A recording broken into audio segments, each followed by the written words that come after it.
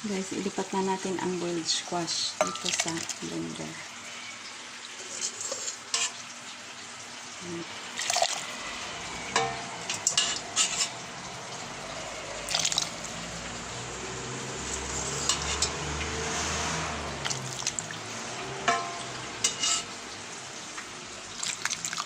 Parang ang dami nating guys. Parang ang dami nating mixture ngayon. So, yung iba hindi ko na isama yun. Kasi 3 tao lang naman ang kakain ng sabaw. So, yan. Lagdagan natin ng fish milk. Yan. Ang fish milk.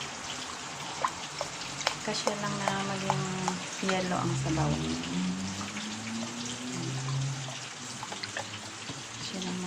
Ang sabaw. Tapos dagdagan pa natin ng cheese. Kasi na siguro ito guys, isang ganitong cheese. Sorry guys, nagkamaya. Kasi nagmamadali ko. Kasi meron pa akong asikaso nagprito. Ay, nagprito ako ng yung chocolate. So, i-ano na natin guys, i-blender na natin. Sandali ko lang ipakita sa inyo guys kasi makatatalsik. Hindi ito magandang blender. Ayan, dalawa lang siya.